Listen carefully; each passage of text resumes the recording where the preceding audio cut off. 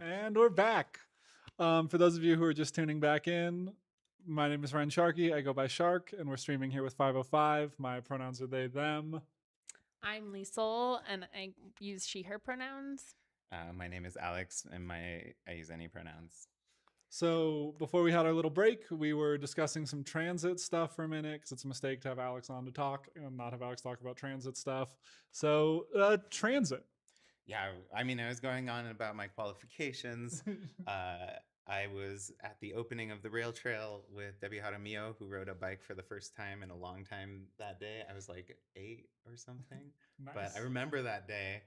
And then you may have seen me in the newspaper last year.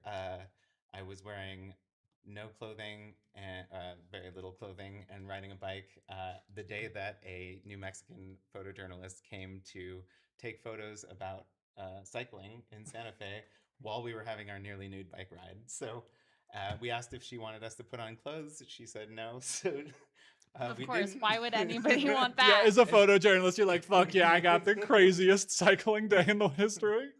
So yeah, there's a bunch of us all. She got this great shot of a bunch of us all riding with our clothes off, and I was on the front page of the New Mexican without my clothes on, advocating for bicycle safety. Which I also did really love being at the plaza for the nearly nude bike ride. Mhm. This and being there for Albuquerque, but then having you guys all ride up in your amazing outfits. That was also really fun, and also to see everybody who was there for a completely different event. But yeah, that was amazing. Yeah. So one of the things you were talking about that I was interested in because I've biked in the city for a long time and biked in lots of cities for a long time and I didn't know about was the Idaho stop law. Yes. So everyone should know about the Idaho stop law. It was finally passed, I think, New Mexico wide, sometime in the last few years. As I've said, I believe so strongly in the Idaho stop law that I've been following it almost my entire life. The Idaho stop law is that bicyclists, they treat stop signs as yield signs, and they treat stop lights as stop signs. So if a bicyclist comes to a stop sign and they're either the first one at the stop sign or there's no one at the stop sign, we can just blow through it. If we come to a stop light, there's no one coming, we stop, we check for traffic, and then we can ride through the stoplight. And this, I want to make it really clear, serves motorists. This is, if you're in a car, you don't want to wait behind us. You don't want to wait for us to get on our bike and get our speed back up.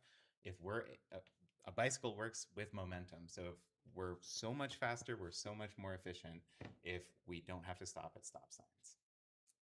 Yeah, I had no idea this law existed, and I have been biking and following my own set of laws for my entire life. So I'm glad to know that there's an official ruling on this. And the other thing I was interested in as sort of a discussion of kind of local city politics and the issues with like some parts of electoralism and having this big turnover and some other things like that is you were telling me about an underpass at St. Mike's. Could you talk a little more about that? So we fought for an underpass at St. Mike's because I don't remember, it was probably 5 or 6 years ago. A man was killed by the train, maybe, where the train, the bike path, and the road come. So it's a really difficult crossing. It's really dangerous. I don't know how cars, I mean, this is one of the things I wanted to talk about. It's hard when one lane of the 6 lanes of traffic stops for you, and then you have to either, you're like, they're waiting for you. You might try to venture out, but then you almost get hit by the other car that doesn't see you because you're in front of the first car. It's just very dangerous. So every time cars come, I ask them to go and not wait for me. Just because it's not safe, I'm waiting for a full break in traffic. But yeah, so the city council has voted to approve building this tunnel. I believe they funded testing the soil to see like what it's made out of and what it's going to take to build that. And I believe they have to fund the actual building of the tunnel. But that this process has been kind of like caught up and slowed down and had some hiccups because it's not been tracked well at the city level. Yeah, so I mean, I heard this story that Councilor Liz Barrett, who's a friend of mine, I ride with her husband regularly, and he was saying she got elected. she's an advocate for cycling safety and cycling infrastructure, and she was unaware that city council had passed this thing, and he told her about it. And I think this, you were talking about turnover. There's like an institutional knowledge that doesn't get carried forward when there's a lot of turnover among city councilors, and or within organizations. Like advocating for things takes a ton of energy. Being in public office takes a ton of energy. So I don't know how we like keep reminding people, oh, city council's been working on this thing for 10 years. You should carry this forward. Also, there's always budget whatever happening. So yeah, it's hard. Yeah, and it kind of isn't anyone's individual fault. It can't Yeah. be. Like, you can't track everything happening at a city level. You need some kind of like systems. And it's one of the things I've encountered in work I've done here is that we do not have those robust tracking systems. And it seems like this is an instance of that, where it's not that there isn't even there's often the political will to do something, but the infrastructure to make that thing happen is so much more complicated than just wanting to. Yeah. And also, it seems like it would be more preferred to have a robust tracking system that kind of like holds some of that institutional knowledge so that we don't necessarily need people to be on city council for terms and terms and terms in order to make sure that that is kept there and that we can still have an effective city council, but rather like, is there a way that we can build out a system that allows citizens and community members to kind of tap in and out as being city councilors while still making sure that that institutional knowledge and that capacity and stays there so that it can still be effective while allowing people who maybe are more grounded and connected to the community can become city councilors and not necessarily have it be like you've been on city council for 8 years or 12 years or and like putting that amount of pressure on anybody. It's also a matter of like the pressures of how transit is happening are changing really quickly. I read that e-bikes are driving the green transition, the transition to electrical vehicles, much faster than electric cars. An electric car can cost $100,000. An e-bike, I mean, there's cheap ones that are $1,000, $2,000. I just got myself an e-bike that was less than $4,000 that does almost everything my car did, and costs so much less in gas, especially right now. Yeah. So that's a thing that's just happening across the nation. People are buying e-bikes. It's so much more fun to ride an e-bike or just your bike. And we're going to need more robust bicycle infrastructure as that trend continues, probably, especially with the rising cost of gas. Yeah. Yeah. Do you think there's any global events that are going to continue to affect the rising cost of gas? Smooth transition. Yeah. The war in Iran is why you should buy a Cybertruck, according to Alex. Yes. Yeah. Sweet. Thank you. Be I think cool. that idea of e-bikes is like the real part of the green transition, the infrastructure to support them is like a really important one and one that I don't think gets talked about enough. For the sake of time, I will be pushing us on to the topic for which we brought you in here today, besides the fact that I love listening to talk about transit, which is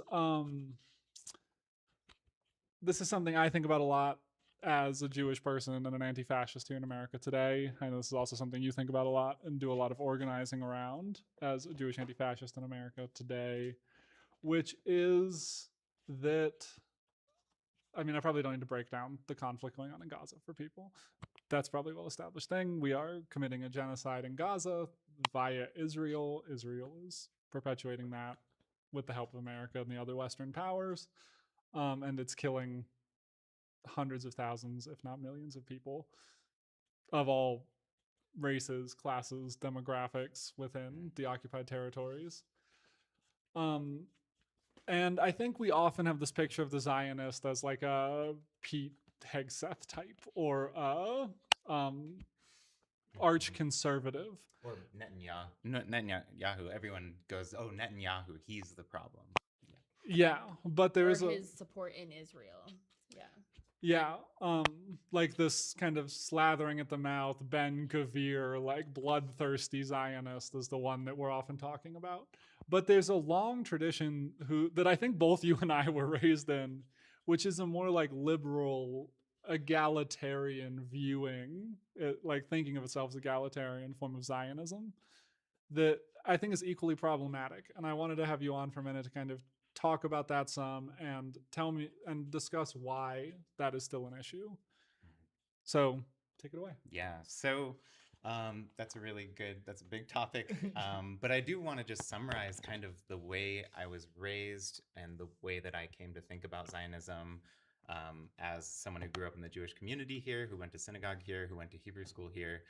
And then my family moved to Israel, and I lived in Israel for 7 months when I was 12. And I turned 13 there. So, yeah, there's kind of uh, a utopianness that I was raised with. The kibbutzim are this system of communes that whole generations of Israeli kids grew up in, where that you could live your whole life. You had all your food, your housing, everything was taken care of. You never used money. There were like kids who grew up never used money. But it's like such a cool project. Um, and so, and I'm very proud to be Jewish. I was raised Jewish. You know, I've learned about my culture a lot growing up. Um, and what I don't feel like I was fully acquainted with, I mean, I was 12, but I wasn't fully acquainted with by the time I lived in Israel, was that those kibbutzim were built on the mass graves of villages and of families and of people who'd been living in that area for thousands of years. And the weight of that is so tremendously heavy. It's a profound pain to learn that kind of thing.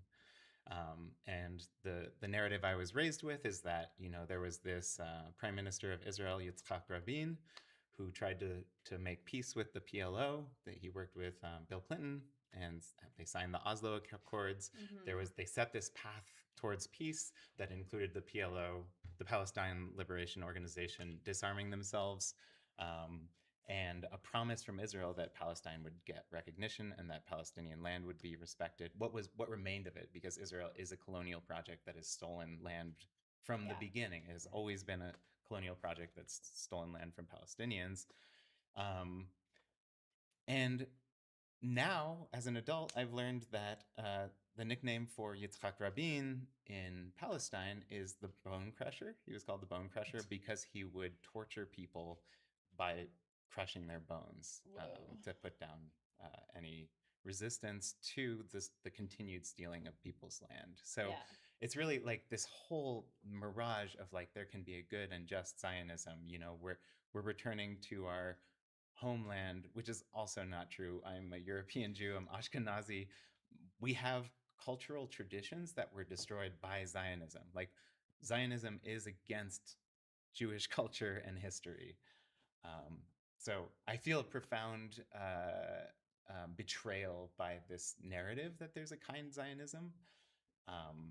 And I could talk a lot, so I can go on. Yeah. I'm trying to like be brief here, but that's kind of the very quick picture.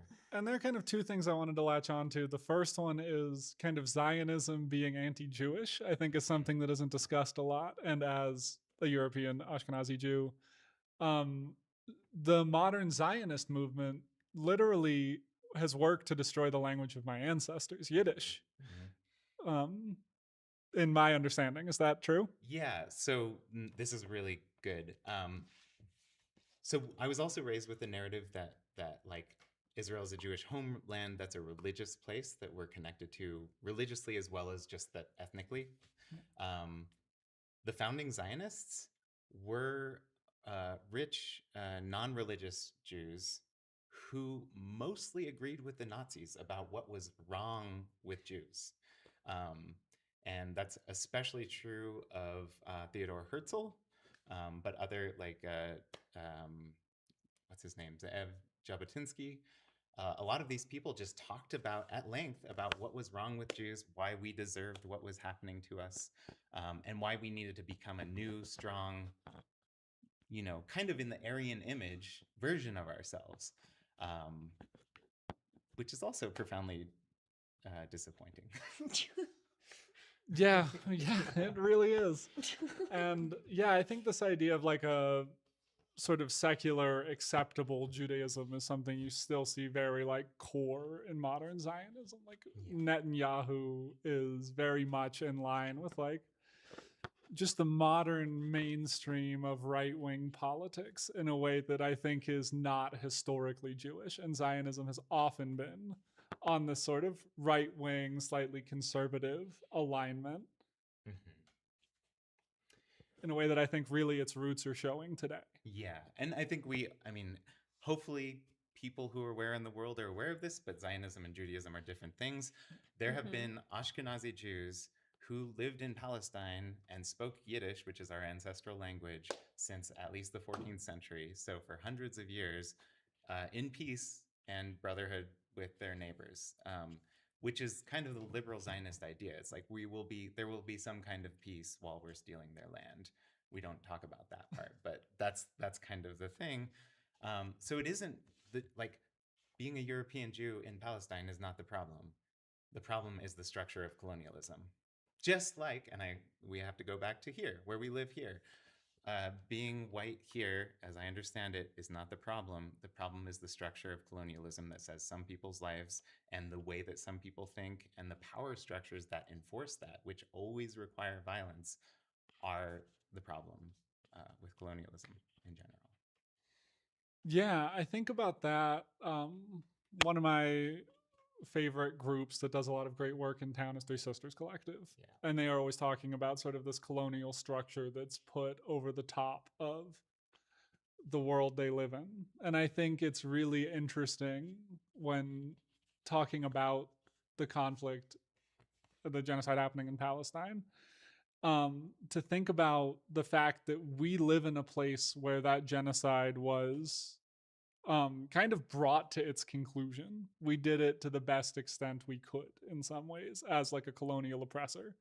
You can never wipe out a people completely, you can never wipe out a culture completely, but that was the mission of our country to some extent. And kind of that solidarity that should be built as a Jewish community between what happened to our community in events like the Holocaust or the pogroms in Europe, the Palestinian today, and the indigenous American in our own community. And I think it's a really tough part of Zionism, this sort of conservative bend that destroys this solidarity, because I don't think we see the Jewish community as a whole showing up in the ways they should for indigenous groups and the solidarity that should be built there as survivors of genocides. Yeah, I mean, I think one of the things that's really common to Jewish people here is we are raised learning about the Holocaust, and the Holocaust couldn't happen without this framing of Jews as this dark, evil culture that was bringing all of Europe down with it, you know? And they went as far as like making money for the ghettos that had like a very anti-Semitic image of Moses on it. You know, it's like the image is very important. These narratives are also being applied to Palestinians, and it's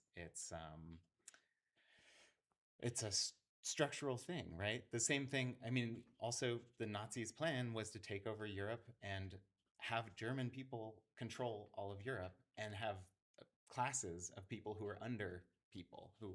So they thought of Poles as inferior as well. Tons of Poles were killed in the Holocaust. They thought of Romani as inferior. Tons of Romani people were killed. So that is like we are from Europe. We have all these cultural traditions that I wasn't aware of until literally like the last year that I was just never raised with. There's a whole half of Judaism that I don't know about. So yeah, we lost our land. We deserve our land back in some form. I don't know what that looks like. We are a diaspora. And a lot of Jews in Europe were saying, no, we are going to stay here. We're not going to be Zionists. This is our country. This is where we live. Yeah. And there's like a tragedy of being colonized and then turning into colonizer as like in some ways the final death of our culture. Yeah. I mean, and it's really important to point out historically, the Nazis were inspired by the Americans. So death camps, that's something that Americans did. There are things about Jim Crow that were inspiring for the Nazis that they thought were too extreme. So that happens. You have the US colonization, you have slavery, which is one of the biggest atrocities in world history. The Israeli colonization of Palestine is also another atrocity on that level. Yeah. They're all kind of in line with each other. Yeah. So one thing I really believe is that, like, because of some of what you're saying, as a Jew, I have a responsibility to be anti-colonial, both like externally and internally, because that has never gone well for Jews. Like, I often refer to the Jewish community as like white with an asterisk. Like, we are going to be the first group of white people that becomes unwhite if the fascist takeover happens. Yeah. And I think there is a knowledge of that in our modern politics, whether that's people like Nick Fuentes getting platformed by the president, whether that's the alt-right movement. And I think it is such a mistake to think that we have so inculcated ourselves in the structure as a people that we, not that we should be selfish, but that we can even like afford to be in a self-interested way, which I think is like a part of the discourse that people don't often engage with. That these tragedies happen to us recently, they will likely happen to us again Yeah. at some point. Yeah. And we're doing this kind of colonized mindset thing of like, if we become as brutal as our oppressors, if we are like them, we will be free, which is not how it can work. No, and they're not free. Like you live in fucking Israel. That's not a fun place to live. I've been there. People are stressed out. It is not great. And it's because you are serving as the bulwark of global imperialism. Yeah. And again, like, yeah, fascism takes an other. It'll slice off one other, and then it'll slice off you can't have we are the pure good group without some enemy, and they will continue pushing that line until if they run out of enemies, they'll find a new enemy, and that's what we're seeing in with the camps, the ICE camps, and all of those things. The current enemy is immigrants and Muslims. Which I'm curious about. Like, this has all been a discussion of a lot of kind of like big picture sort of things, but like, how exactly do y'all kind of notice liberal Zionism affect some of like the organizing and political communities here in Santa Fe? Like, what are like some of the big ways that it turns up here in Santa Fe locally? I mean, so one of the things that really bothers me is there's still this framing of we have like a conflict with Palestinians. That, like, I was raised with this idea that as a Jewish American, there were Muslims who hated me in the Middle East for being Jewish. And I think when we frame the conflict as like people just need to understand each other better, maybe we can work this out, it completely ignores the structural factor, which is one, without billions of dollars of weapons constantly for years, Israel's entire existence has required billions of dollars of weapons. That country can't exist. So that's step one. And I mean, I think we also negate ourselves when we pretend that like the structure of colonialism doesn't exist. And I think that's a thing that affects us like directly here in the way that we interact with the land where we live, our community, our neighbors. But it's also just a profound like dishonesty with yourself. Yeah, I mean, that really makes sense to me. I think another thing that comes to mind that I'm curious about is because this like conservative power thing that happens, um, people who are more enfranchised tend to be more supporters of colonialism and structures like that. Is there a synagogue you can go to in town as an anti-Zionist Jew? No, I'm a founding member of New Mexico Jews for a Free Palestine, and we sometimes have rituals. There are also other people who are on the spectrum of anti-Zionism who are having rituals with each other. I was told that Zionism was Judaism so much that I really distanced myself from Judaism after my bar mitzvah. So reconnecting with Judaism has actually been a really fulfilling part of the last few years, as I've been directly involved in pro-Palestine organizing. There's also a synagogue or a Jewish community in Albuquerque that's really, really good. Nice. Yeah. So we are coming up on the end here. Want to take a little minute just before we wrap up to just see if our hosts or our wonderful producer, or starting with you, Alex, have anything that you would like to plug and just talk about for a few minutes, seconds, whatever, here right at the end. Yeah, I mean, one of the ideas that I just want to tell everyone in the world is like the way that things are going, maintaining that takes energy, and that energy is a choice, and that applies to everything. That's whether we have drones in city council, like that takes energy to maintain. Whether it's viewing unhoused neighbors as disposable or whether we treat them as human beings, every time we make that choice, that's a choice that we're making that takes energy. And I think that we're in a time when like we clearly need to all start learning. We need to learn about things. I had to learn a lot to unlearn the false narratives that I've lived my life by up until, I don't know, a decade ago or so. And we need to collaborate and work together and be nice to each other and be good neighbors and take care of each other. So that's my message to my neighbors. Even if you really disagree with me, let's hang out. Is that possible? Can people really disagree with Yeah, sweet. Thank you.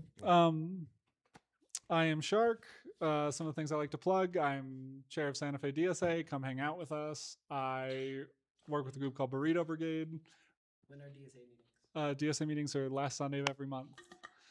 So 4 That's a p.m. general meeting. Yep, and you can check it out on the website. Come and join us. I'm also a member of Burrito Brigade, as is Alex, as is Liesel. So this is all Burrito Brigade live stream at the moment.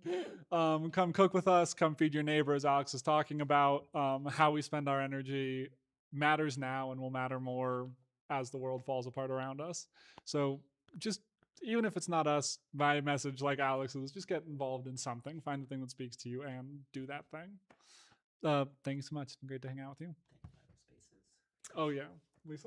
Yeah, I'll do some thanks. We'll thank Vital Spaces for hosting us. We are hanging out in their corner of the podcast room and just trying to see how to use a really cool community space for community purposes. And so definitely if you have not checked out their art space in the old Joanne's Fabric on Cerritos, come on by. It's a pretty cool place to hang out. A lot of very cool art. A lot of very cool art. Little living room area, some books. Yeah.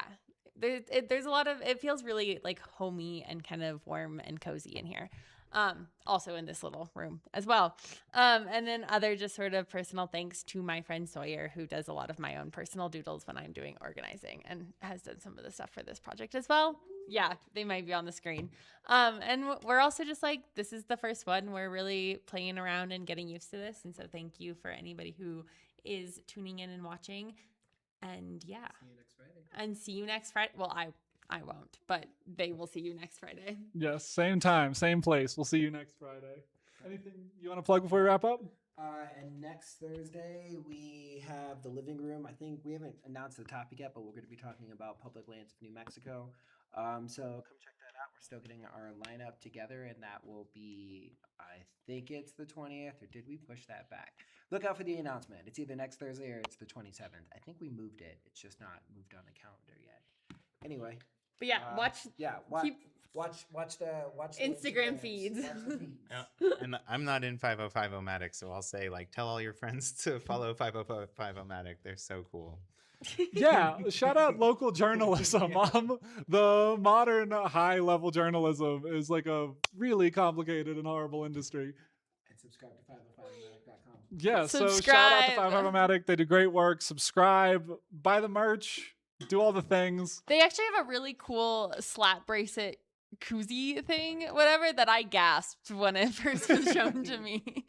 So do the there's some things. cool ideas. Like, comment, subscribe, what the people say at the end of the YouTube videos. Donate, And give us some money more specifically Money. because that is what keeps this going. We are Yeah. independent journalists. We are not supported by any kind of big donors. So if you do want to be a big donor, please do reach out. But also small time subscribers as well. We are trying to run this thing off of all of you Blood, all. So, sweat, and yeah, tears. Blood, sweat, and tears. So subscribe to 505omatic.com. Thanks. Cool. Sweet. And we'll see you all next week.